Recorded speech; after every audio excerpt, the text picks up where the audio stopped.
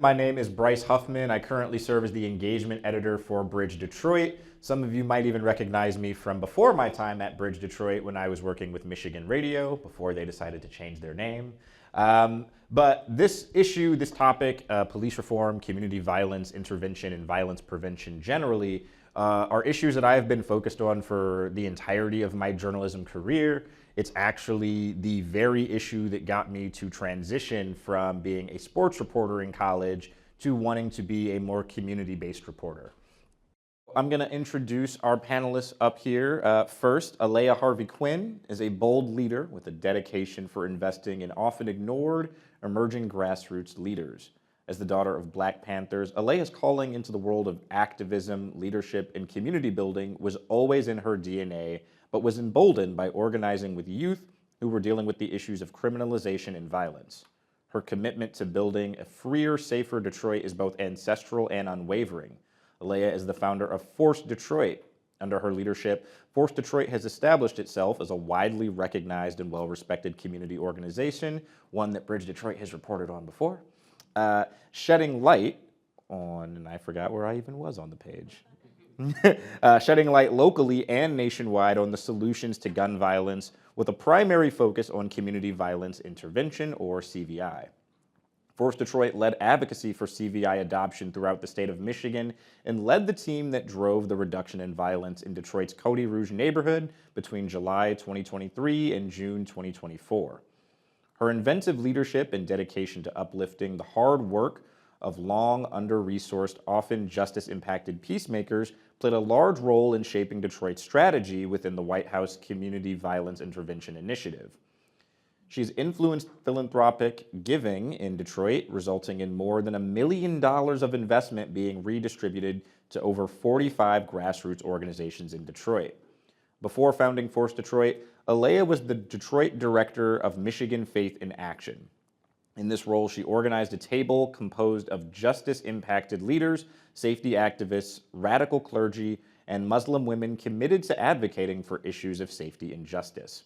This table attracted the investment of the Ford Foundation, the Faith in Action National Network, and became the foundation for the work of Force Detroit.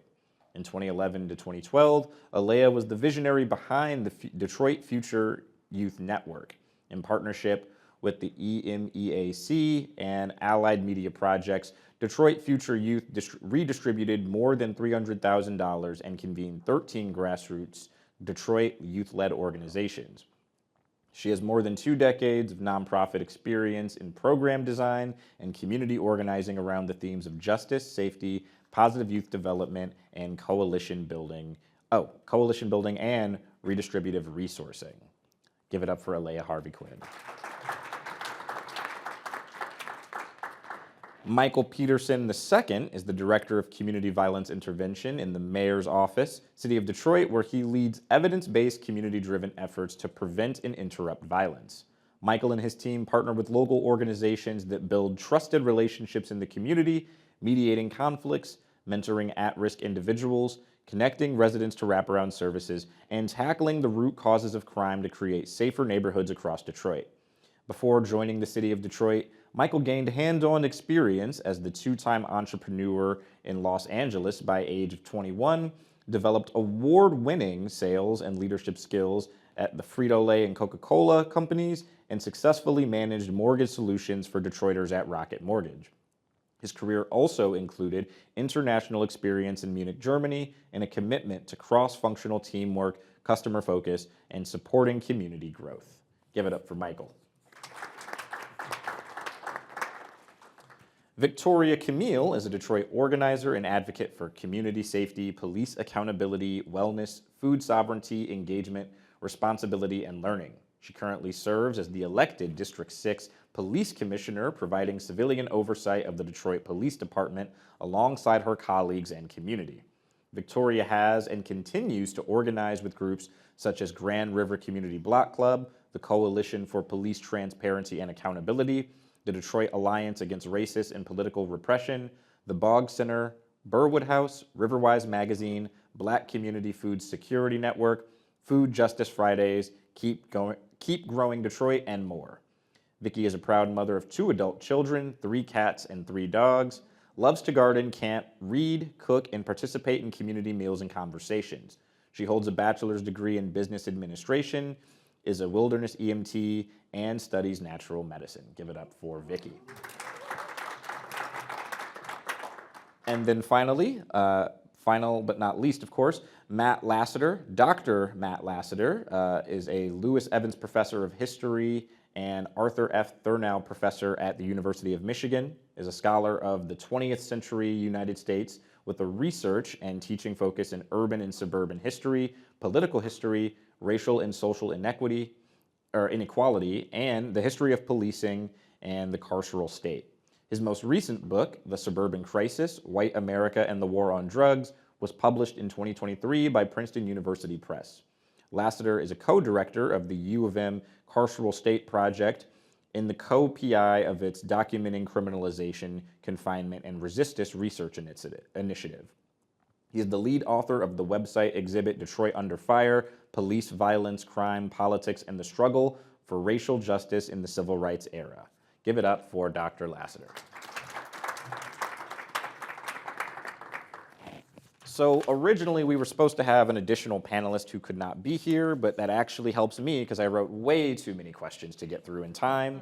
Our timekeeper is going to be Mia back there. When you see her waving you down, just kind of wrap up your final thoughts if you could, just so we can get through questions and let the audience ask their questions. So I will start with, we launched in 2020, like I said. In fact, my first day on the job was the first day of George Floyd and Breonna Wright's protest in Detroit. So that was kind of the backdrop of us starting this community nonprofit newsroom. We saw a large number of people demanding that we defund the police or completely abolish policing, while many others argued against that, saying Detroit's police officers deserve more funding and support. What is your personal philosophy on that moment in Detroit and what came after it? i.e. the department getting even more money in the following year's budget, more being spent on surveillance technology, and more scrutiny on the groups demanding police accountability. And this one is open to everyone. So we'll start with you, Alea. Oh, that's funny. This was a time of like deep sort of inner churning. This was the work I had taken up since 2015. And we were facing sort of conflictory bodies of information. So we were working at Force Detroit with senior level policing staff who were holding lower level officers accountable for their infractions. They were intentionally working with us to advance sort of accountability strategies within the framework of their policing rules, right? Not within our activist justice constructs. At the same time, when you ask yourself, what can you create, what can you build? What is the beautiful thing? What is the vision? Like, what are our eyes set on? What we saw in the middle of the George Floyd uprising was a beautifully led de-escalation strategies on the part of community partners, right? So when they asked the question on national TV, why so many other communities went up in flames, but Detroit didn't, it was because of the very groups that are supported in CVI efforts right now. They were in the crowds de-escalating, leading, dissolving conflict, de-escalating both the police and the protesters. They were de-escalating on both sides. And so I am challenged to see, like, everybody knows that I think people are the solution and not technology, right? I'm very, very challenged to see the increases to technology costs when it is community that's driving the solution, right? Even the concrete solutions during that time. But we were able to leverage the moment to drive CVI forward, and I think that's been a game changer in the city. So with that, I'll concede my time. Yeah. Okay. Thank you so much. I do serve all of Detroit, but I am the elected commissioner out of District 7, not District 6. Just wanted to correct that from the bio. It's okay. And so, yeah, I think in that moment, it reinforces for me the lack of listening to both sides of that argument, where you have those who are pushing for abolition and defunding, and then those who are saying, no, we need to fund police and surveillance even more. And then what results is that police get funded and surveillance gets funded more.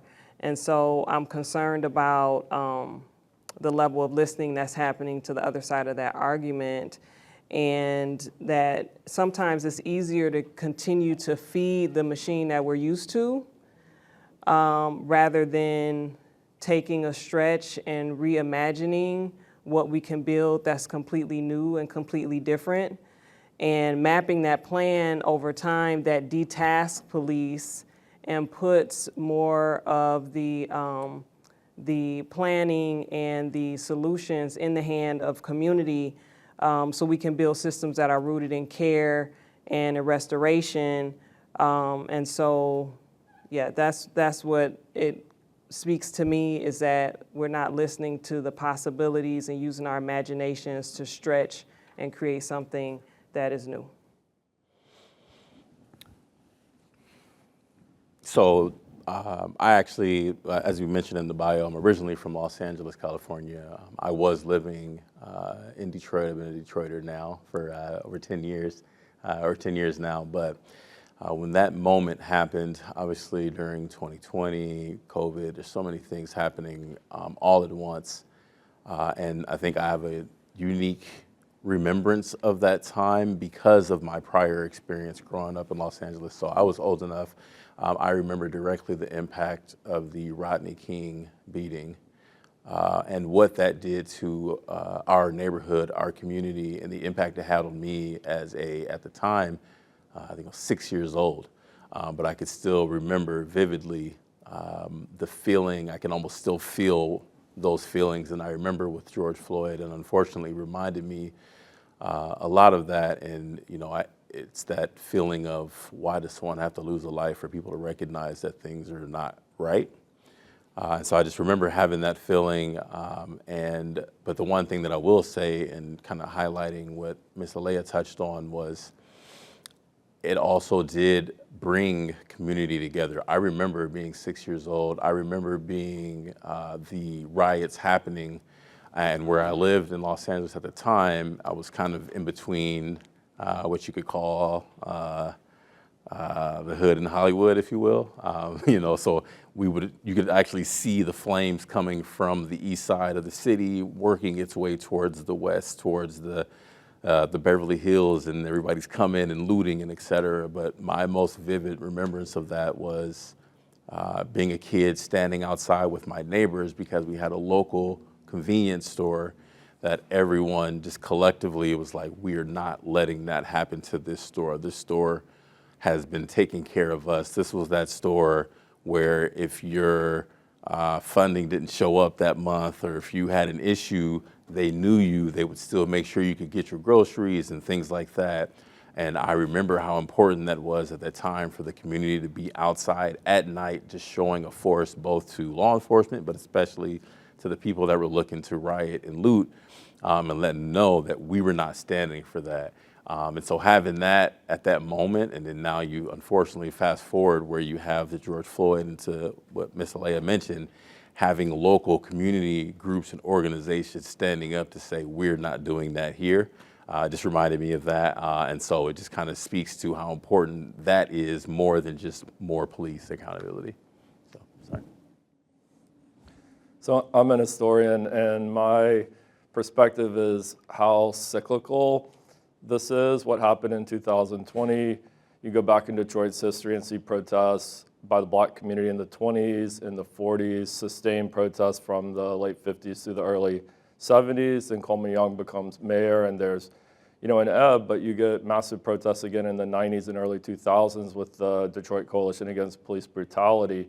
And so there's always people in the trenches working on these issues, but as a social movement, it kind of ebbs and flows in terms of a national movement. in Detroit movement. And what happened in 2020 had just a lot of antecedents. And I think also what happened in 2020 happened every other time police reform and police violence become a central problem, which is the most impacted community is deeply divided between seeing police as the solution and police as the problem. And you tend to have a liberal policy of community policing, which means more resources for the police to be less violent and more embedded in the community, more of an abolitionist or a radical discourse that the police are the problem, and you have to just shift those resources to other areas. And then, in a discourse that the police need more money. And what happened, at the national level, President Biden was briefly supporting some real accountability measures and changes in use of force, but the argument won out that actually, no, we don't need to restrain the police like that. And so a lot of important things happened in Detroit, but the debate, I just want to say, is there's a pattern, and the same kind of issues emerge, and we often then talk about the police, but the community activists constantly say, what we need is more social welfare spending. Like, the police are only on the front lines, and the communities on the front lines. The bigger problems are structural beyond the police, and that often gets lost in the conversation. You can actually hold on to the mic, because this next question is about the residency law. So once upon a time, there was a law that to work in the city of Detroit, you had to live in the city of Detroit. It was something that Coleman Young had advocated for before he became mayor. And then once he became mayor, he slowly worked to make sure that that became a reality. There's a lot of debate about what that meant for Detroit as far as policing went and crime went. So Matt, from a historical perspective, can you talk a little bit about what that law meant before, during, and kind of what has been the aftermath of it? And then I'll let a couple of our other panelists address that as well. So municipal governments had residency requirements even before 1967. The firefighters, the police should live in the community. It was partly about the tax base. It was not enforced. It was widely violated. And after 1967, there was a strong, movement. But there were lots of demands for lots of changes to the police, but one of them was that police officers should live in the communities that they police. And so the residency law got tightened after 1967, and it was part of Coleman Young's community policing vision. I think it was pretty much a failure. And it was a failure because, first of all, white police officers just went and lived in the whitest parts of Northwest and Northeast Detroit in what were called Copper Canyons, and they didn't live among the black community that they were policing. They lived in effectively, similar to suburban areas, just right on the outskirts. And then the police officers union fought it constantly from the beginning. They did it through arbitration and collective bargaining. They immediately filed lawsuits that went through the courts. And then when the Republicans got the trifecta in the 1990s, their lobby and the Republicans repealed the law. And so it wasn't that effective when it was in place. And I should mention, there was widespread fraud. A lot of officers had fake apartments in the city, and they lived in the suburbs. And so it didn't turn out to be that effective. And then it was, the political system, they just defeated the law and made it impossible for cities like Detroit to try to control their own destiny in that and in many other areas. The state government overrides what the city is trying to do. And Detroit has had to deal with a long time. This is a big issue, I'll say it in 5 words, with a very hostile state government to its needs. All right, did anyone else want to answer that? I figured Alea would, but I wanted to ask before the mic got to her. So I would tell a brief story. I went to high school living in the Cody Rouge neighborhood, right? And one of the people, when I was advocating for CVI, that was, and I won't say who it was, but one of the people who was at the helm that jostled with me as I was advocating for CVI, right? We wrestled through some of these ideas in some really hard spots. When we first got the opportunity to hire groups on the ground, I found out that this guy had actually policed my community. And he still went to the same barbershop that we engaged with our community activations. And we were able to hire, I want to say, I'm going to just be myself, y'all. I'm not going to, he's a hood celebrity. We were able to hire a hood celebrity. He's everybody's favorite weed man, right? This was his first professional job. He grew up in a home where he was given his first set of drugs to sell by his stepfather. And that same stepfather gave his son, his first, so this would have been his step-grandchild, his first set of drugs. And this guy grew up to use his power in community to parent outside of his home, right? He has a bunch of boys, but he used his power, his leverage in community to parent outside of his home and to love on community in ways that are indigenous to only Black men, right? It's not that frou-frou kind of love, but it's nonetheless love. I'm gonna feed you, I'm gonna fuss at you, I'm gonna rein you in, I won't let you be out here getting yourself in trouble, right? So even with his background, sort of familially, he had a sense of internalized duty to integrity. That's the framework for CBI, right? What I found was this same C-suite police leader that was still going to the barbershop in our community, he was easy on this young man because he understood like the nuance of growing up in such a harsh situation. And that is the power of being in literal proximity, in literal relationship with community.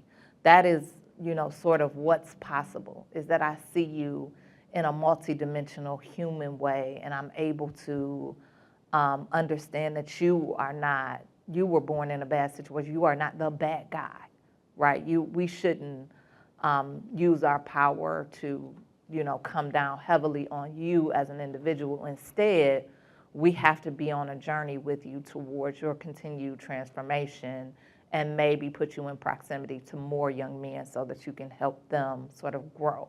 And we were able to do that through the CVI initiative by bringing him on to our team. And so I won't speak to the technicalities of the law because I'm not an expert in it, but I do think that those sorts of structural boundaries could potentially facilitate relationships and a set of understandings that are transformative in major ways for community. All right, this next question, I'll start with you, Vicki, because you are on this board. Detroit became one of the first major cities in America to have a civilian oversight body for police when the BOPC was created in 1974. Unfortunately, as I had covered it for multiple years, the board is often unable to affect change in the department the way many residents would like to see. What can be done structurally to ensure the board actually has the power to hold police accountable in a way that residents have been asking for? That's an excellent question. I would say the city charter has to be honored.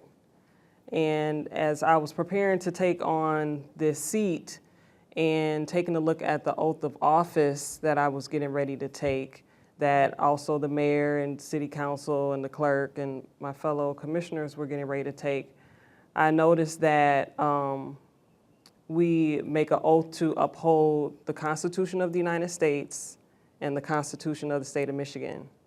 It is not included in our oath to uphold the city charter, yet we are City of Detroit elected officials. I see that as severely problematic. And so, the city charter is what gives the Board of Police Commissioners its powers over discipline and promotions and policy and all those things that are listed. And when we allow union contracts and arbitration laws to come in and circumvent what the city of Detroit, what Detroiters have voted to say, this is how we want oversight to look like over our police department, and gut the the authority of the board, it really undermines the will of the people. And so I think we have a lot of work to do to make sure that we uplift the charter and the intent of that language, and to make sure that every decision that we make upholds that. And if we're running into legal challenges to uphold the city charter, that we work to find ways to make sure that we can uphold that. All right, and I'll jump to you next, Matt, because we talked very briefly before the panel started about kind of the historical basis for some of the structural issues with BOPC. Can you just kind of shed a light on some of those things that were from its inception kind of built in to make it not do the job residents kind of think it should be doing? So when they passed the residency law, the Detroit Police Department was a white supremacist police department. The levels of violence were similar to brutal Southern police departments. The levels of killings were, skyrocketed. It was a white supremacist department. It was out of control. And the vision of residency, the vision of the Board of Police Commissioners, also it's really important to say affirmative action was a key part of this vision of community policing, and that was pretty successful to bring lots more women and African Americans and others onto the police force. But the civil rights movement and the progressive left in this city had for a long time been demanding a civilian review board that had full disciplinary power over the police department, and that had actual, not just oversight, but statutory authority to fire, to investigate. And Coleman Young demanded this, the NAACP from the late 50s on demanded this, the ACLU demanded this, radical black groups demanded it. And there's a couple things that are not well understood about the history of the Board of Police Commissioners. The process of amending the city charter was started by white business leaders and white politicians when they realized a black mayor was going to get elected, and they were afraid that a popularly elected civilian review board would have too much authority over the police department. And so what they wanted was a mayor-appointed Board of Police Commissioners. And Coleman Young opposed this until he got elected mayor. And then he said, actually, now the mayor's in control, so it's going to be different. And so the Board of Police Commissioners has changed a lot to its current incarnation, but in the 1970s, it was mayor appointed. They had to depend on the police department to do most of the investigations, and they could recommend punishment, but the chief got to override their recommendation, and the union just went to arbitration constantly, like you heard. So it wasn't really that effective, and it was set up to be not that effective because it was a middle path compromise between the demands of, the civil rights and black power groups, that the police department should be run like the school board, which is the people most impacted should control the police department. And this was a compromise where it stayed under the mayor's control. And I think that was a fateful moment for Detroit and most American cities, where the larger demand after 67 rebellion for police to come really fully under community control got watered down a bit into a vision of community policing, where the police would still be militarized and fighting the wars on drugs and wars on crime. And the idea and the hope was it would be better with black political control over the police department. And some things really did change for the better, but a lot of the problems really remained as well. All right. I'm going to start with you on this one, Mike, and then go to you, Alea. Community violence intervention is all about relationship building. Who are the ideal members of the community to most actively be engaged in this work? And what is it that makes one person maybe a better interventionist than sworn police officers trying to do that work? Yeah, I think the best individual is someone in the community, someone that is a credible messenger, someone that has been through it and seen it, but as important, has begun their transformation from that lifestyle if they were in that lifestyle. Similar to the idea of community police officers or police officers being from that area. It's a similar ideology, but you're having individuals there that have relationships, that have an understanding of the nuances of the neighborhood, but not just being a credible messenger, but also being someone with influence and persuasion that can get others to transform their way and continue to move forward And I think, in my opinion, that's one of the, that's who should be leading that work. And the reason why they have the ability to do that, I believe, was the question, outside of sworn civilian. For one, I mean, you're a mandated reporter, right? And so because of that, that can often lead you to break that trust. You started the question with highlighting how important that trust is. It is everything when it comes to that type of work, is building that trust and building that relationship. I think as a credible messenger from the community, you have a way of navigating experiences and situations that a sworn officer cannot do, and you're able to build and maintain a level of trust that someone paid by the police department or law enforcement is unable to do.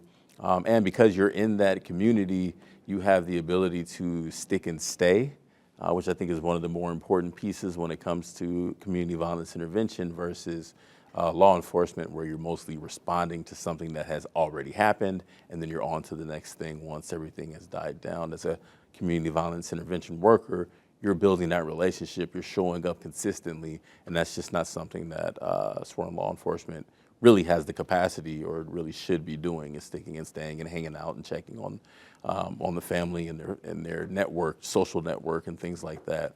The violence interrupters have the ability to do that. Yeah.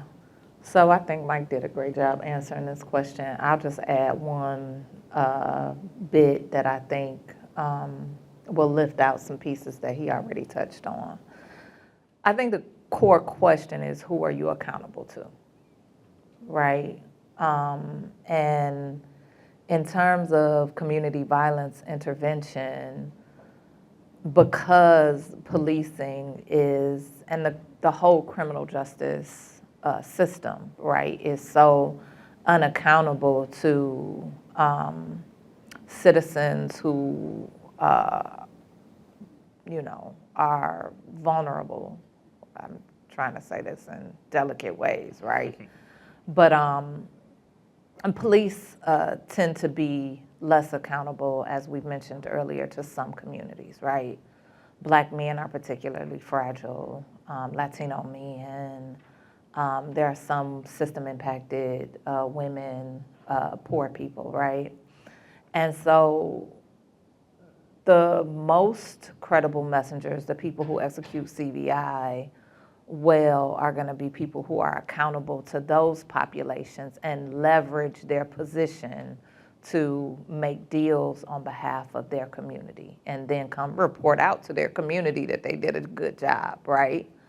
And that is the measure of their success. Like, are they able to maintain their network, to maintain credibility, to maintain success? What I loved about CVI, one of the sort of unintentional bright points, was that we often got to give people their first job, which, good and bad, right? But it was just beautiful, right?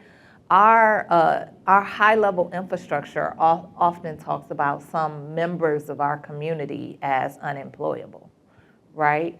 But these are the same brothers who always in barbershops or in basements or, just in various spaces across community, they were always de-escalating. They just didn't have nonprofit infrastructure behind them. They didn't have a set of basic need support that they could leverage to be on a journey with people towards their transformation. And now that we've added that to back what they are already doing, they get to be that much stronger. So, And I'm going to ask a follow-up, so hold on to your mic. Back when we first met in either 2020 or maybe 2021, you stressed kind of the importance of getting government funding for CVI work. Can you talk about what needs to happen in Detroit to increase that level of funding, and kind of the importance of what that means to a community when they see that it is funded from not just federal partners or state partners, but their actual city government? Yeah, that's a good question. So government funding is important in a bunch of ways. First of all, it takes a lot of infrastructure to pull this work off well. So it's not just the funding, it's also the buy-in, right? It's also that you're gonna remove barriers to other public supports, right?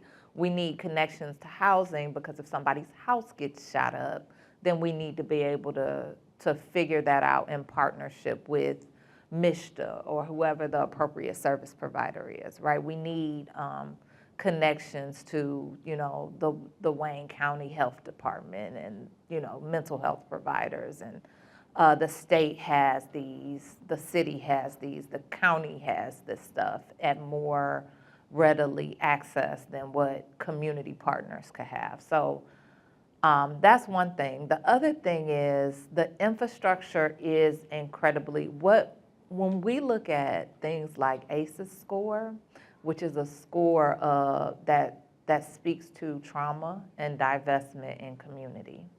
When we look at, compounding trauma, I had one kid who was in a viral video of him getting into a shootout with somebody.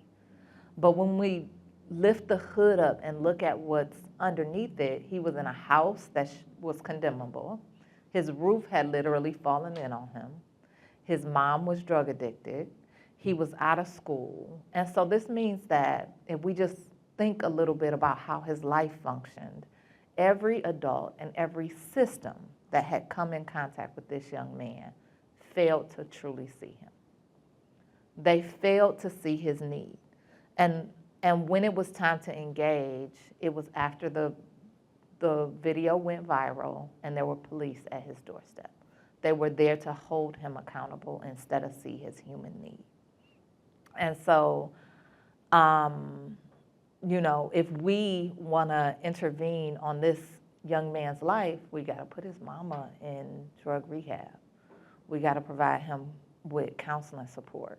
We've got to get him a job, a path to a GED, some serious support. They didn't even have a working stove, okay? He couldn't eat a hot meal before going to school.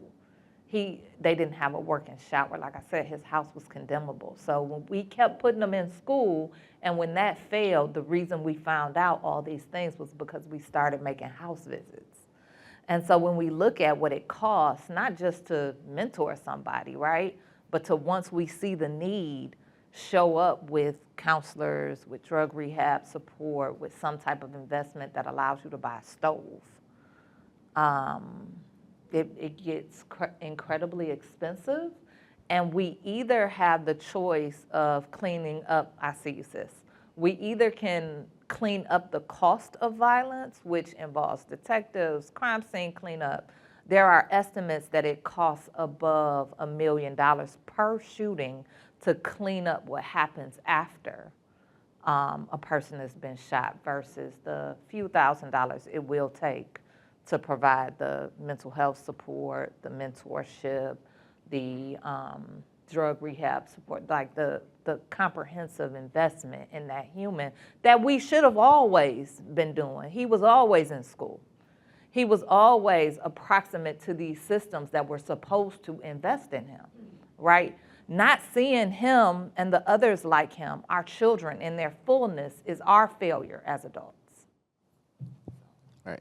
Oh, you were already going it. Go ahead. Okay. And so I just imagine now being that community member that's working with that young person, understanding all the needs that person has, trying your best to fulfill those needs, to provide those wraparound services, but then you don't know if you're going to get paid in the next week or two or month, right? So there's so many layers and levels to that, which is why it's so important to have that government funding. And more importantly, in my opinion, it should be reoccurring, not temporary. It shouldn't be something that every single year you're kind of wondering, is it going to be there? Is it not? I think when you look at most budgets, when it comes to public safety, whether it's the police department, the fire department, et cetera, it's reoccurring. It's in that city budget no matter what. It may go up, it may go down. It's never the exact dollar amount every single year, but it's there. And because you know it's there, you can put systems in place to help it and make it move forward and operate efficiently. For community violence intervention, you don't have that, rarely. you have that. In some places you have some examples, but often you don't. It's still a year to year, let's see how it's going. Oh, it's going well, we'll keep it going. That's inconsistent. That's tough for, again, somebody that's operating in this space, trying to do their best they can to keep the community safe, to feel comfortable to going out and helping that person if they're constantly looking over their shoulder of whether or not they're going to be able to keep their lights on. So in my opinion, that's why it's so important. And in addition to that, I think to the second part of the question, what it does for the community is it adds, it shows the value that we place and also gives validity to the work that these individuals are doing, oftentimes with handouts and trying to do the best they can. Again, filling in the gaps of where traditional law enforcement just cannot be and will not be. All right, so let's switch gears slightly to the issue of surveillance technology. The city of Detroit, a city that has for my entire life been poor and been cash-strapped, spends millions and millions of dollars on technology like facial recognition software, shot spotter, audio gunshot detection systems, and license plate reading cameras. Vicki, I already know what your stance on mass surveillance is, but in your mind, could you kind of address the difference between surveillance and safety and how that looks in Detroit? And then Matt, after her, could you bring in maybe the historical perspective on what that has looked like in places that are not Detroit? Yeah, so you already know I am not a fan of mass surveillance for several reasons. So one, it operates without consent. So unless you are going to decide to stay in your home all the time, when you go out, you are going to participate in a mass surveillance system without your consent to do so. In addition to that, it's reactionary.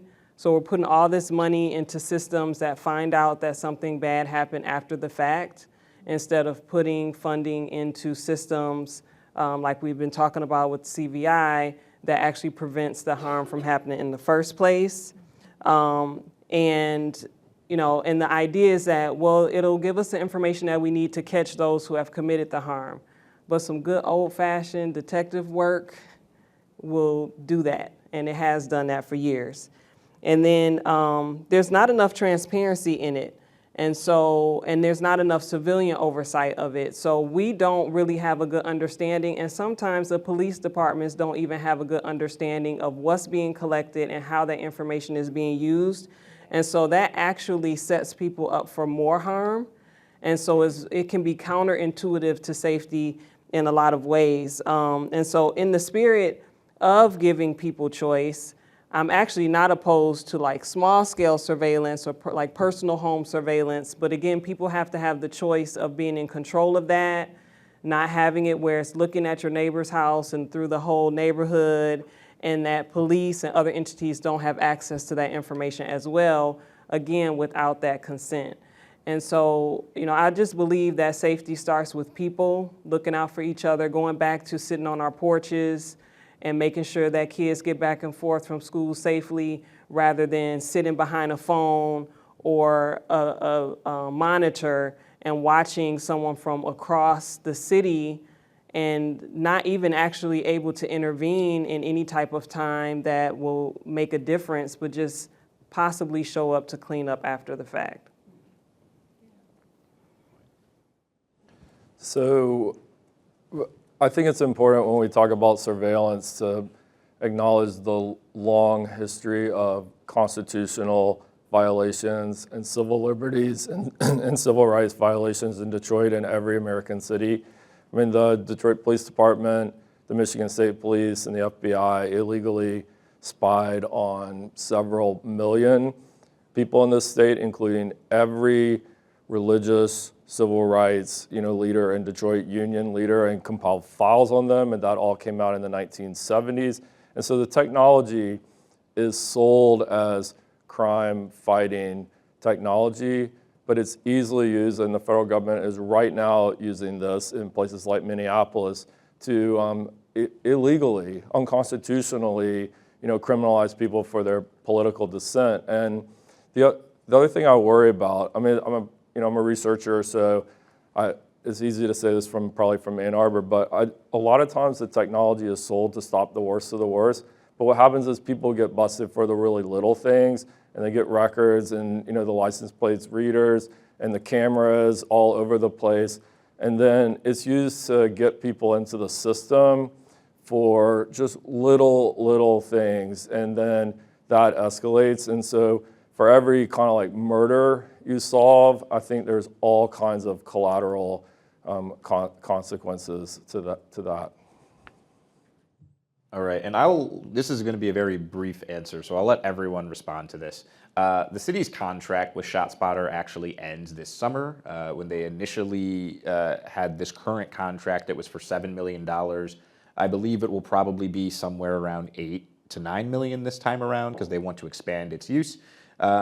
Very quickly, if it comes up for debate and someone in the mayor's office or city council asks you your opinion on it, would you be in support of extending the contract or not? No. Absolutely not. Send the funds to something that deals with the root cause. So y'all gonna have to save me in the parking lot because it looks like I might be getting beat up. I'm gonna say I would be in support with an asterisk, and I think what that means is having a better understanding of what has been done so far, like the actual data behind it. But it's hard for me to sit and say no, don't do it because of conversations that I've had where there have been multiple instances because unfortunately the harm and trauma that has been caused to people in the city of Detroit that has been used to and kind of numb to some of the violence, gunshots go off, people don't call or they assume somebody else is going to do it. But I have seen firsthand where they have shown up and been able to find multiple illegal guns and weapons from those ShotSpotter alerts. Not a single 911 call has gone in. So I can't sit here and blanketly say, nope, get rid of it. I do agree, better investment in the prevention and those things. Maybe the dollar amount is too high. I won't sit here, but I think that I would say yes with an asterisk. So save me in the parking lot, y'all. I defer to the CVI activists and Board of Police Commissioners on this. I mean, I think that's a sensible position. No offense. Yeah. I mean, the money we spend on technology is the money we're not spending on community programs and people at the grassroots. All right, Mike, I'll give you a chance to save yourself a little bit. Violent crime, we've seen the numbers dipping down in recent years, not just in Detroit, but nationwide. There's a whole host of reasons you could probably attribute to that. Yet, a large contingent of Detroiters who I talked to, specifically around last November's election, they don't trust the numbers coming from the state or from DPD. What can be done about the lack of trust between community and these institutions?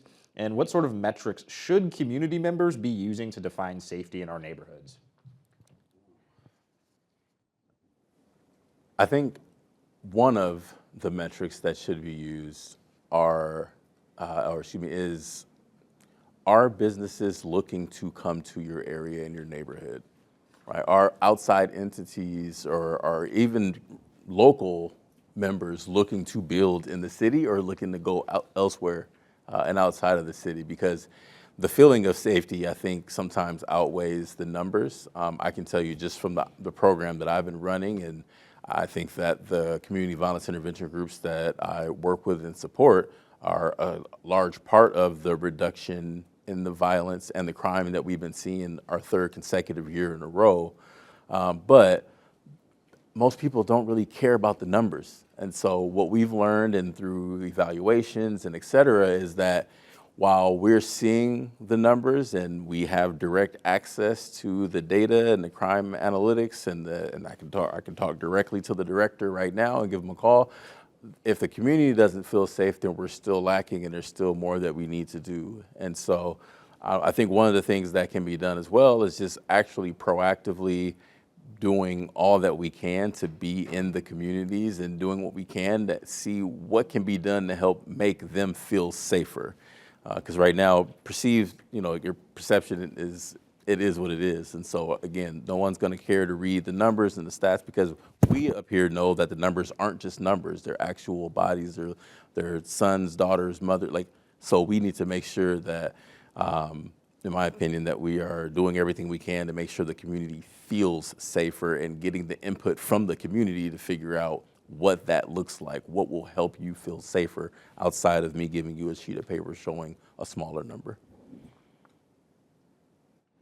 Yeah, so if you actually study community violence intervention models, there are a few layers to the approach, right? One layer is intervention, right? And that is, actually using your relationships to engage folks at the center of violence to stop violence in real time. That doesn't have anything to do with the psychological dimension of how community perceives safety in their lived experience, right? And so there is often another layer to community violence intervention. And so this is why groups like Force Detroit or others across the country would do things like backpack giveaways. It is suggested that while intervention occurs immediately, the psychological sense around safety is a bit more longer term of an effort, right? And so you see gains in psychological changes, sort of community transformation. That happens at about 10 years, right? 10 years of continued transformation is what the research suggests. And CVI groups facilitate this by bringing people together, backpack giveaways, barbecues, and I think metrics for it are superhuman and super simple, right? Do you feel comfortable letting your children play outside? To what extent? Do they have to stay in front of your house, or can they go play with the neighbors down the street? Do you feel comfortable walking to the park in your neighborhood, not driving to the suburbs to walk to a park, but can you go to a park in your neighborhood and play and feel safe? Do you have a relationship with your neighbors? As much as I'm a safety champion, I'm also an introvert. I go home and go to sleep. I hate that part. But we should be speaking to our neighbors. We should, and that contributes to the sense of psychological well-being. So I think the two are separate. I don't think that data is going to inform how well you sleep at night in any term. Data also doesn't fully inform legislation, right? It's stories that compel legislators to change legislation, and that's according to research as well. So yeah. For just a moment. And I really appreciate, Alea, what you shared about how long it takes to change that perception and people's feeling of safety and how much relationships have to do with that. So I think data is important, but we're not collecting all the data that is important. And those stories can be translated into data. Those surveys and asking those questions about how do you feel about your level of safety? Do you feel like you can depend on your neighbor if something happened? Do you even know your neighbor? Do we know our neighbors anymore? Or are things happening on the block and we're peeking through the blinds and I'm scared to say something to them, about their trash because then they gon', all of this. It's like we don't have relationships with each other anymore. And that has a lot to do with the feeling of safety. And so we need to be doing more surveys, having more roundtable discussions and collecting data from that. In addition, a lot of the, we'll call them crime statistics, are statistics around what residents are doing to each other. I did a survey during my campaign, and included in the list of potential harms that people could check off that they've experienced were also harms from police. So we have people who don't feel safe because the police are around, and we're not measuring that either.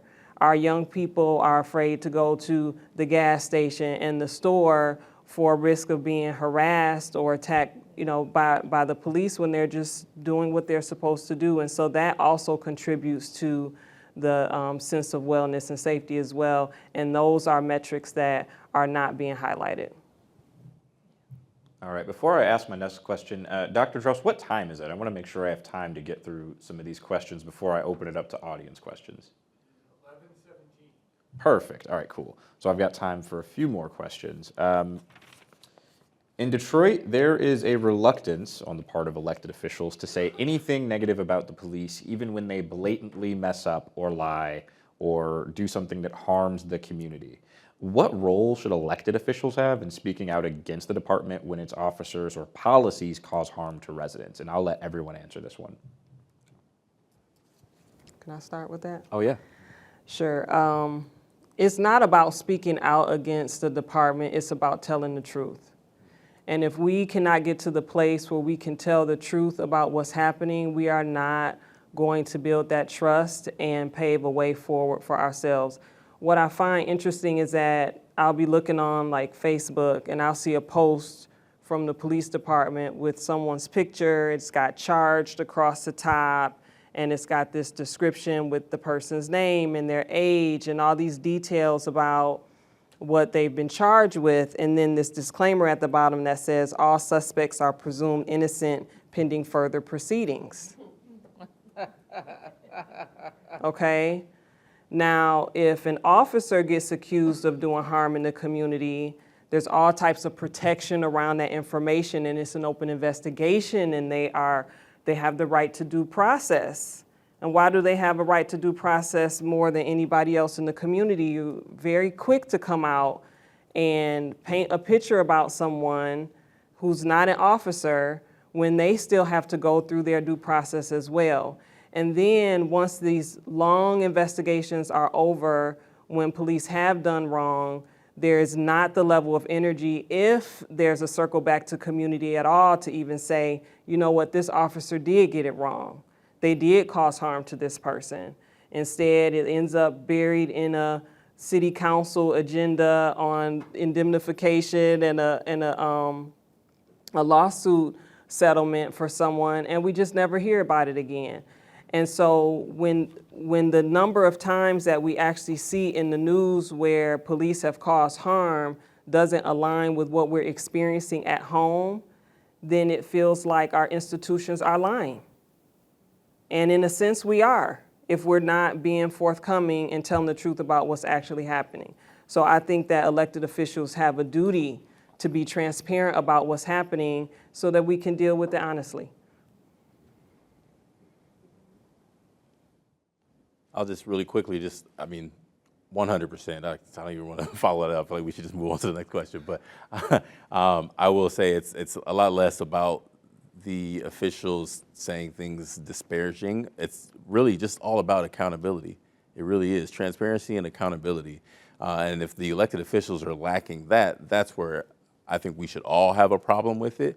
But at the end of the day, they are still supposed to be your partners in this. So again, talking negatively about the department itself as a whole doesn't do any good for anyone and the greater good of the community, but you can hold them accountable. You can be transparent about the issues that you're seeing. And I love every point that you just brought up as far as what we typically see when it comes to charged and what the law enforcement partners are typically able to hide and get away with if things were done wrong. And so it's really difficult to come back from that. But I think that's my opinion on it. So I agree with what everybody has said. I think it's a no-brainer that we need our politicians to speak truth to power, but I don't know how realistic that is, right? Let me just be honest. They're still in need of votes, and they're playing a political game of making as many and keeping as many friends as possible, right? So, cool. That's what's actually happened. I think what's more important is what the people in this room do with that knowledge.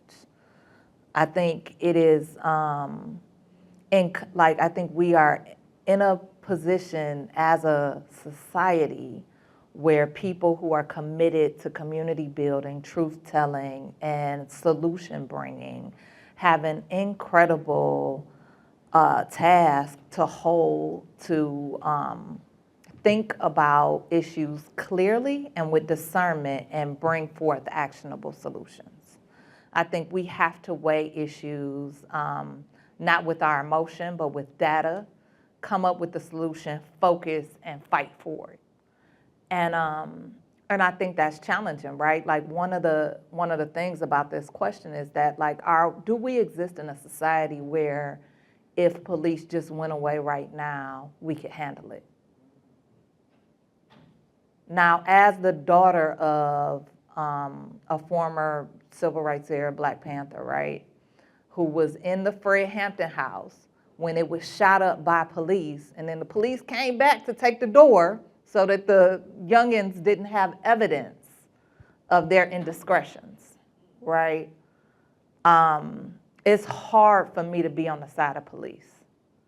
But when I'm comforting a mother who has lost a child in community, and I hear that mother say, accountability, we can't have this happen over and over and over and over again.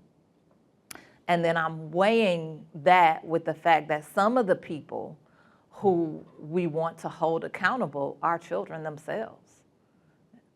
They're children and driving the violence, right? Or they're people who grew up in untenable situations and they don't see the actions forward. They don't see what's next. I think we as activists have to do our due diligence, churn the information, and come up with a solution that makes everybody better. And sometimes that's a very, very hard thing for us to do because we are, as a Black woman, right, internalizing that patriarchy is a thing. Does this make our community better? Yes, right? Racism is a thing. Does this make our community better? Then yes, and we have to champion solutions that work for the whole and the greater good. So that's what I think. And then did you want to answer that as well? I mean, I hesitate to say anything. That was 3 really eloquent responses, but I'll say, in addition to everything you just heard, I think we need to reopen some questions that used to be open political debates and aren't anymore. For example, the city of Detroit, like most big cities, has paid out hundreds and hundreds of millions of dollars to settle wrongful death lawsuits and to settle, abuse lawsuits. And until the mid-'60s, you could sue a police officer individually for violating your constitutional rights. And then a white officer shot and killed a Black woman, Cynthia Scott, and there were massive protests, and Cynthia Scott's mother filed a lawsuit, and the city of Detroit changed policies to indemnify officers and assume liability unless it was so egregious that the city council voted to not represent that officer. And that policy to say, basically you can do anything you want, you have union protection, the prosecutors are probably not going to prosecute you, and you have no liability, that has had enormous consequences. City of Detroit pays out so much money. In the early 2000s, there was an officer who killed 3 people in extremely suspicious circumstances. The Board of Police Commissioners tried for 7 years to get this officer fired, and the mayor's office wouldn't say anything. And your predecessor and the families just begged the city to do something about a rogue officer, and nothing happened. And then they paid $8 million because of this. And that I think is just one example of issues that it is very expensive to maintain the status quo in this area. All right, I'm going to ask one more question before I open it up to our audience, including our audience online who is joining us. So please send in your questions and they will hand them to me. But I'll just run down the row. I'll start with you, Matt, since you just got done talking. What is your best suggestion for people who want to leave here today with actionable recommendations on making their community safer and holding police accountable?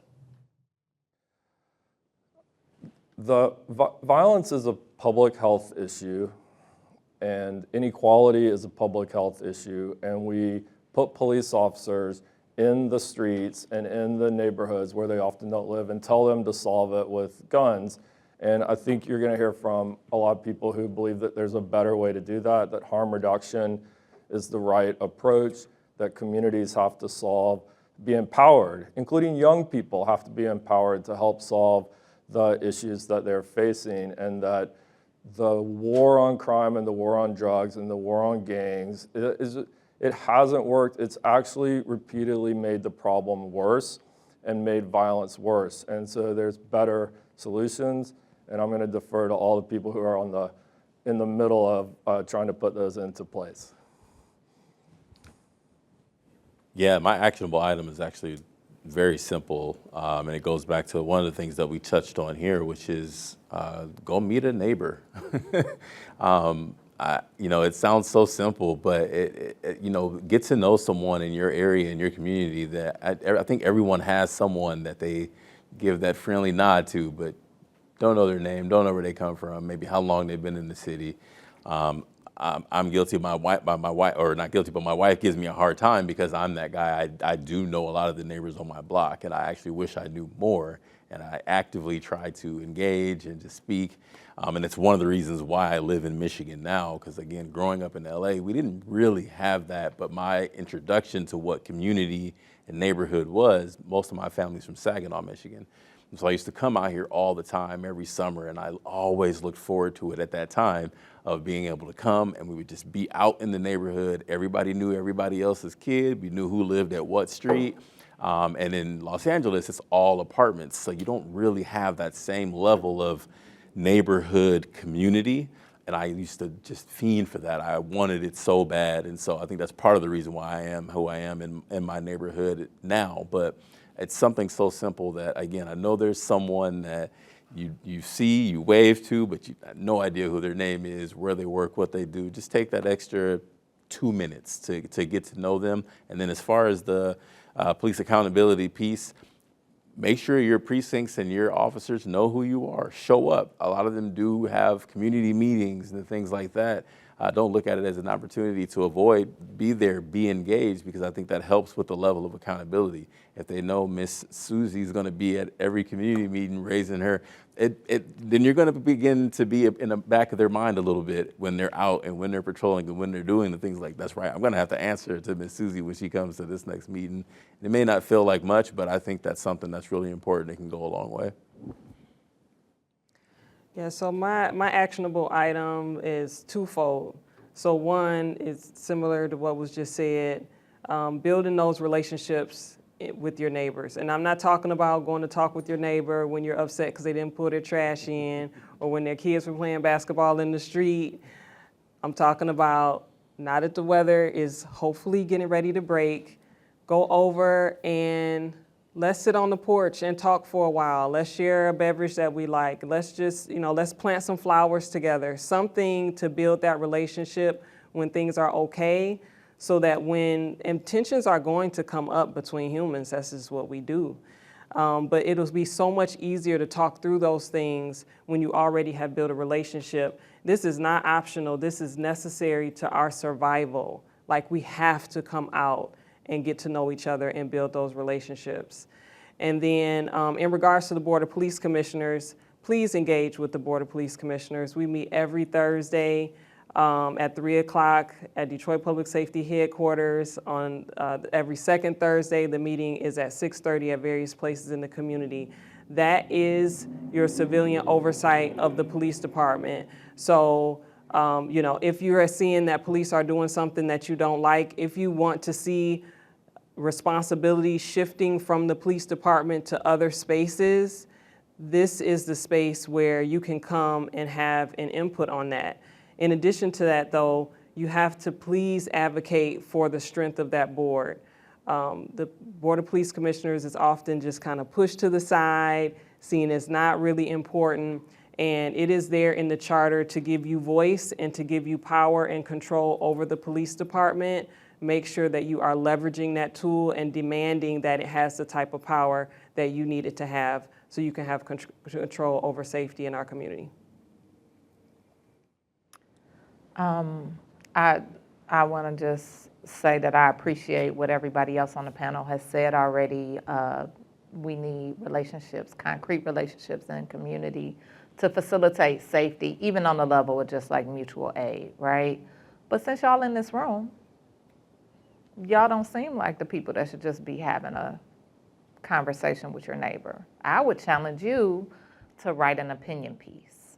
I would challenge you to go to an organizing meeting, right? I would challenge you to show up to the Board of Police Commissioners meeting with a statement and engage, right? I think this is the concrete path to change, is raising the visibility of our issues and championing actionable, balanced solutions.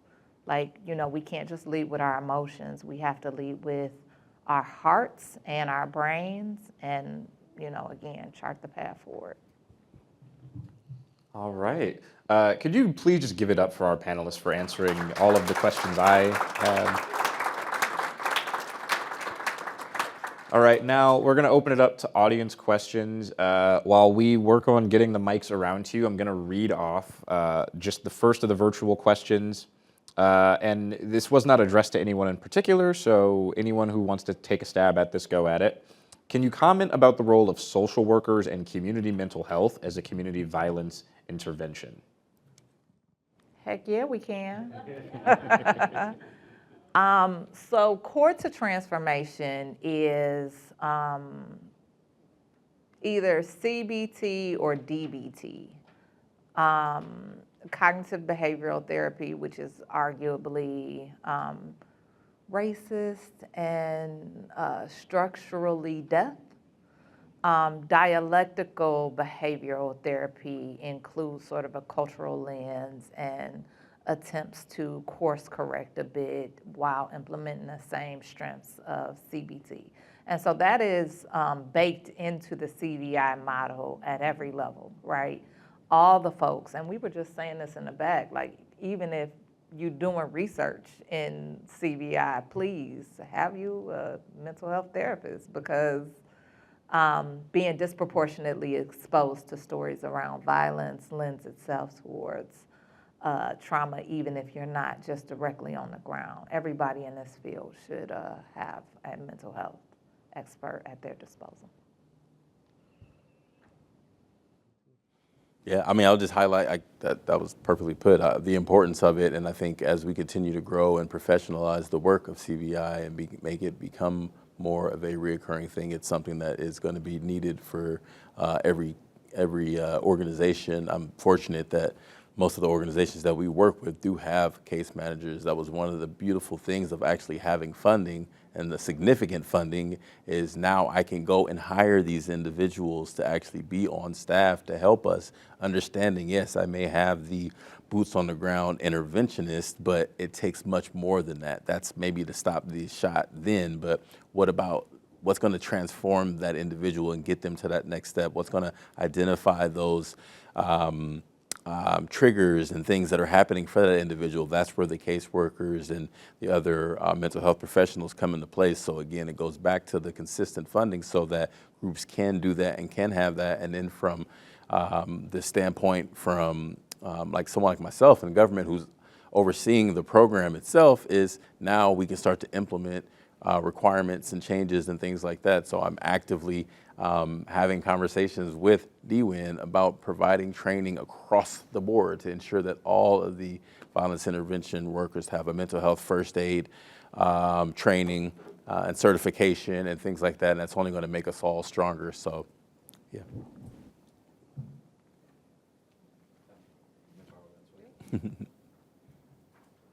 Hand out the mic to the community. See, this is what happens when I'm moderating. I'm not around to just go around with the mic freely. All right. Thank you, guys. My question is a little bit more than CVI. So when I think about policing, the foundation is based in white supremacy ideology. I feel like over the course of so many years, we keep putting Band-Aids on a systemic problem that's not going to go away. When you talk about some of the programs, I mean, it's really repression of Black and brown folks. So my question to you all is like, what realistically do we see in that change?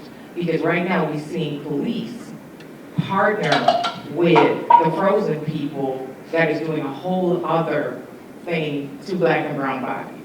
So we keep seeing all of these things that are happening. We keep doing these programs, but they're not seeming to really move the needle because we've not dealt with the foundation of policing across this country. I love this question. I think it's a very important question that we should be asking. I think of safety like a table, right? Your table could have 2 legs like these tables in this room, or it could have 4 legs, or it could have 1 leg. In most communities, if we're talking about, if the table is safety, we only have police. And so if you knock that 1 leg off, the community actually falls, right? You have the opportunity to build up parallel infrastructure like CVI at the same time, to where you could actually fix another leg on the table without harming community. So I think the question is like, this is why I'm like, let's be clear about what we're doing and let's march forward. For me, it was more important to save lives than it was to fight the police. I'm gonna just keep it a buck, right? I wanted to make sure that I had spent most of my early career working with young Black men who were struggling with violence, the cycle of criminalization, what at the time we were calling in hip hop culture, the trap.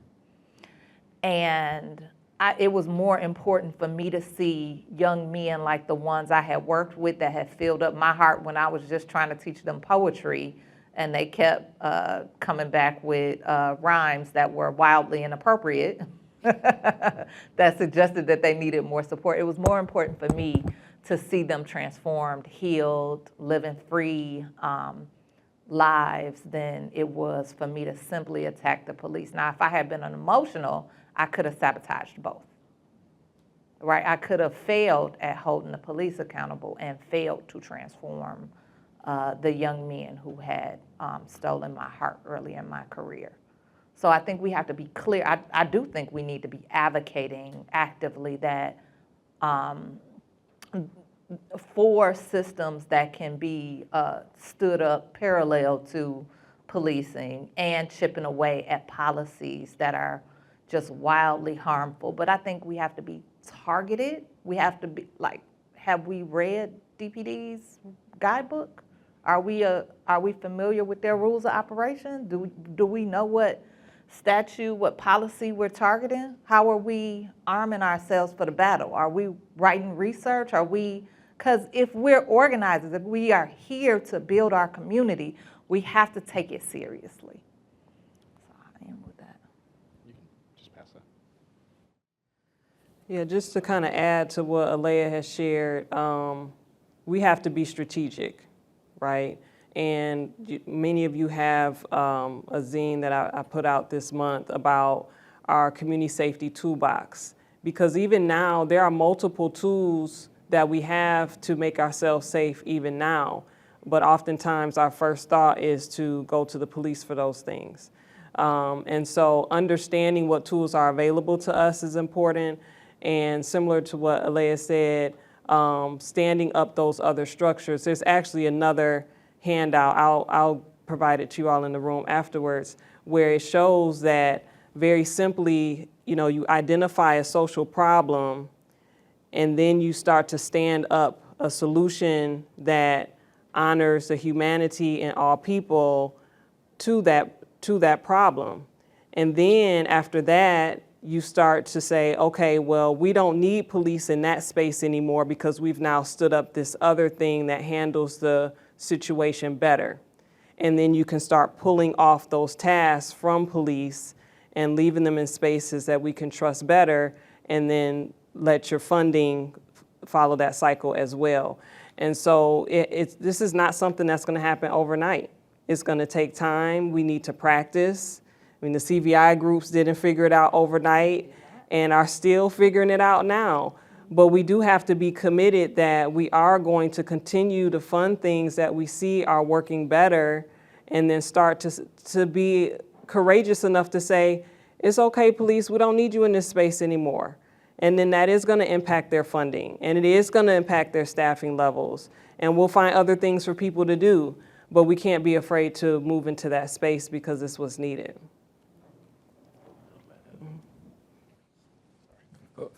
I think that's a great question, just to reinforce what you heard.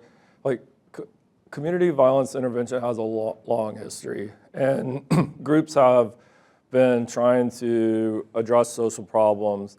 And the trick is this going to be on a parallel path with the police or an intertwined path? There's a great book about the 1960s by Elizabeth Hinton, a Yale law professor, called From the War on Poverty to the War on Crime.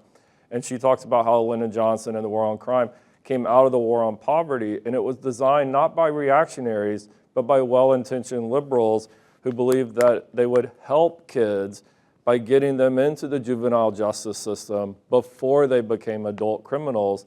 But so they criminalized them for all kinds of things that weren't even crimes to like get them into the reformatories, that then backfired. And so we were talking about money earlier, and money's a double-edged sword.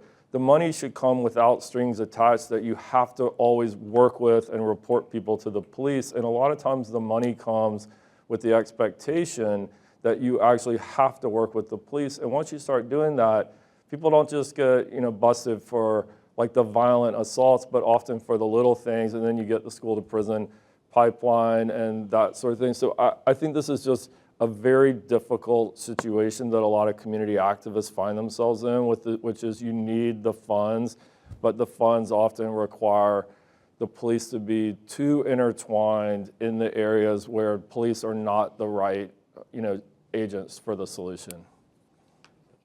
All right, Christine's got the mic. I saw your hand up. If you have a question, you can write it down, make sure that we get to it. I think effective policing is possible, but I think that just like a lot of systems that are implemented in the city of Detroit that's supposed to benefit all Detroiters is selective. So just like if I call the police because I hear somebody breaking in, they may not come. But over in another area that's probably gentrified, they're there in a hot minute. So it's like a lot of things in the city. It's just selective, and everybody doesn't feel like they have the same benefits that's supposed to be put there for everybody. We have the green light on our building. I live in the Lafayette, Elmwood Park area, and they said get a green light because of all the auto theft. It doesn't work. I go to the 7th precinct meetings. They want me to say, oh, it's a deterrent. I said, it's not. We still get cars stolen, catalytic converters taken off. It does not work. So we had a couple, very good couple. You would want them to be your neighbor. They moved. They didn't move across town. They moved out of the city because they had their cars vandalized or stolen 12 times. They went down to the police station to look on the green light. They told them they had to pay. So these things that are put in place that's supposed to benefit us, they do not. They don't tell people at Atwater to get a green light. They say we're going to bump up police patrols. So it's a big difference. Thank you. I guess you all can respond to that comment if you... Yeah, no, I mean, I don't, not much to say. We have to agree with you, and I think it has to be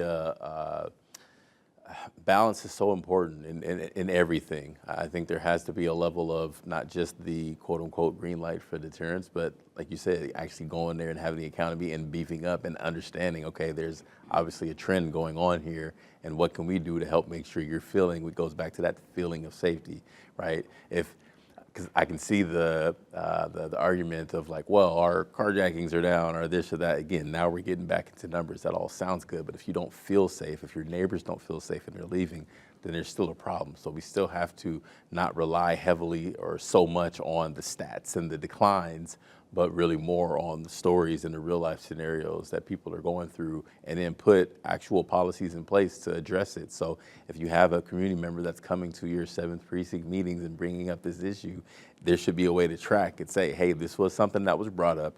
Here's what we've done to actually address that. Here's an actual action item that we've done to try, right? Because nothing's perfect. No one's got the silver bullet, but those efforts I think are really important, and I think that's something that can and should be done.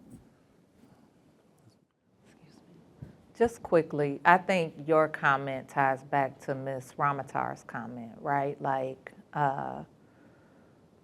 what we don't have the capacity to do is train people's heart, reset their moral system, get other humans to value other humans equitably, right? And that's the challenge that our whole sector, our whole social justice sector is up against. I think, if you've got more money, people respond. If you've got more clout, status, whatever, people just respond to you differently. The question is, how do we go about changing, if you're an organizer, the systems and structures so that we disable their ability to leverage their corrupt moral systems in the harm of our community, right? But just overall, I think think pieces, opinion, I think media goes a long way in terms of like shifting our consensus around morality, if not individual buy-in to that. All right, and before we get to, I'll let you be, I believe, probably the last question, but we do have one more written question here that I wanted to get to very quickly. How has nationwide ICE operation escalations impacted Detroit policing and community violence, particularly in Southwest Detroit?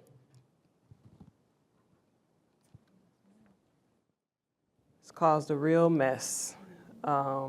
Whatever bit of trust that was there has been severely eroded. I have people reaching out, saying, this person says they're DPD, they don't look like DPD, is this their badge, is this license plate? Folks are scared. And it's really caused, which on one side is good to see the activation of community to come around and protect each other. But it has really intensified the number of people who are out watching for suspicious activity and scrutinizing everything that's going on.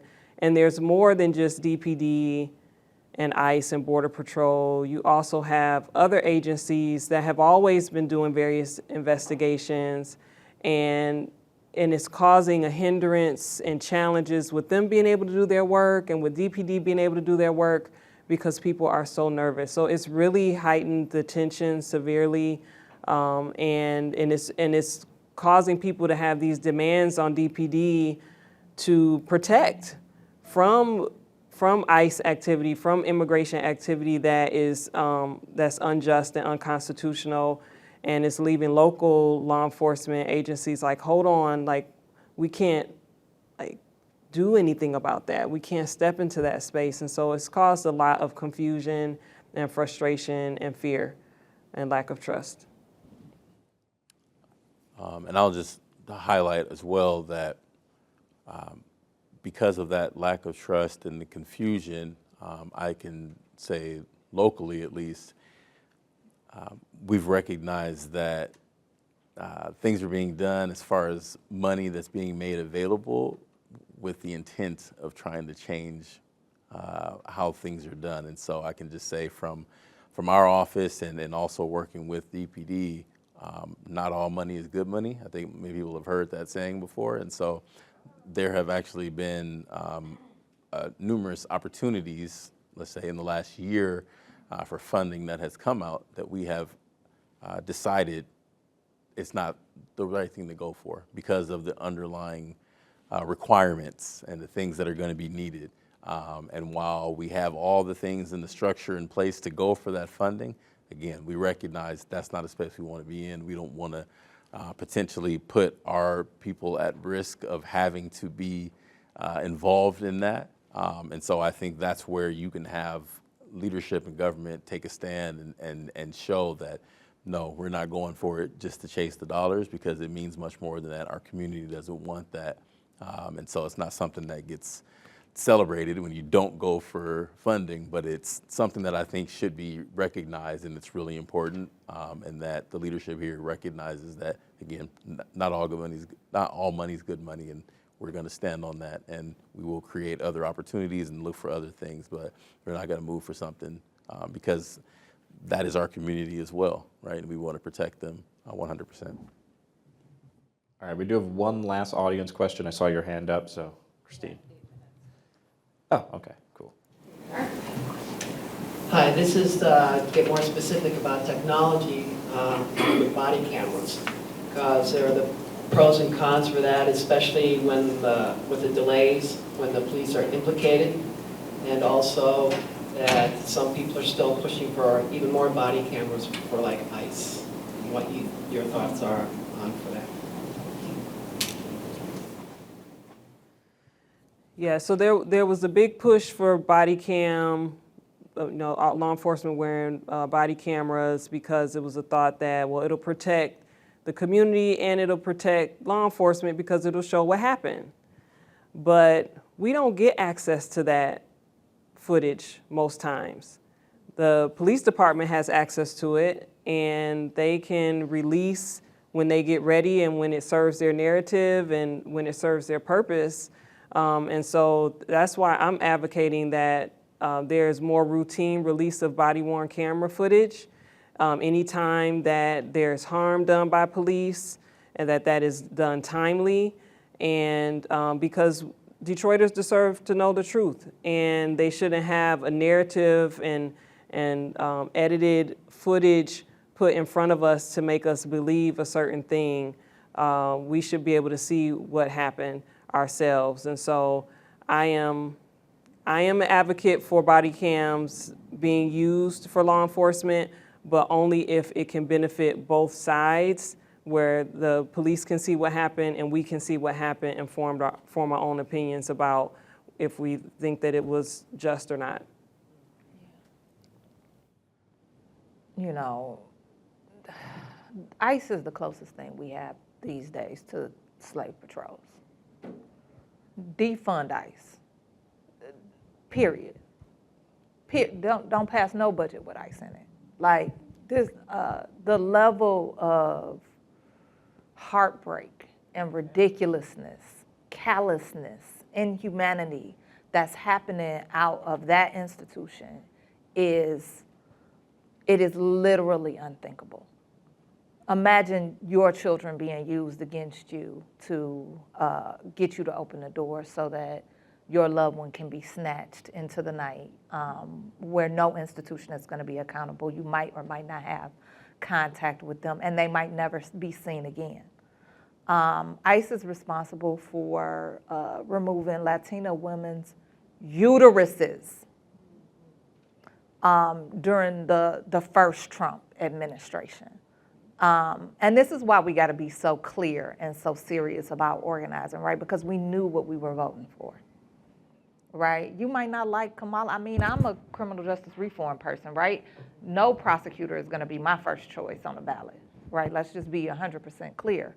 But if you are a level-minded citizen trying to do what is best for our community, I don't know how we voted for Trump. And so, like, right now, we are spending upwards of $1 billion on ICE. This is preposterous. This is my money, right? I go buy a stick of gum, and they're taking 3 cents away so that they can fund ICE. Fuck that.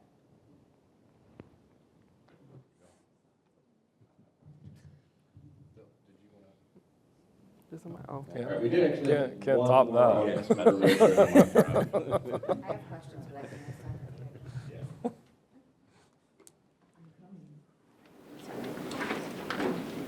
Thank you.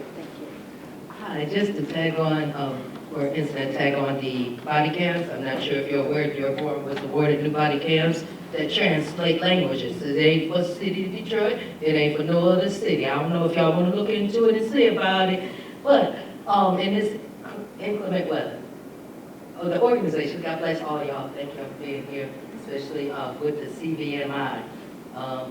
If in a time of war, has there been any communication that they might want to pull y'all, Detroit 300 and force, to serve? We don't know.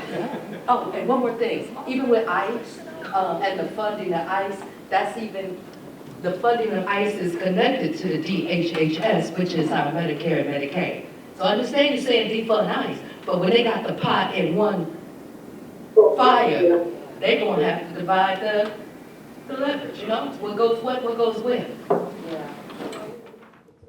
I mean, this is where we need politicians that are strategic and gutsy, right? We are facing an opposition that is willing to burn the world alive in order to get their way politically. We cannot fight this with strong letter writing. We can't fight this with, polite nastiness, subtle racism. That's not going to win this war in this way. And so we need people that are going to bear down.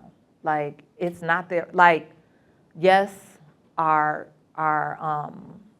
current system is going to defund the social safety net if we don't pass the budget that includes ICE. I hate that that's the choice that is on the table, but let's not act like it is the Democratic table that is laying that proposal out. I think we have to bear down because ICE is doing unthinkable harm to all communities. Like, this is not a black issue, this is not a white issue, this is not a Latino issue, this is a human issue. Do we care about humans? Do we care about humans? Are we in this room because we care about the humans around us? Because we're watching babies die. We've seen black men die. We've seen activists who were just a nurse, a damn nurse died. This is unthinkable. And these are our tax dollars. So that means the money they took from me, where I could have been having one more drink, is going to pay for somebody's salary that hates us collectively. It's unconscionable. It's unthinkable. If we cared, we would be out here in the streets doing something about it. Hell, they better not call my organization. I'm not even running it. I better not hear about it.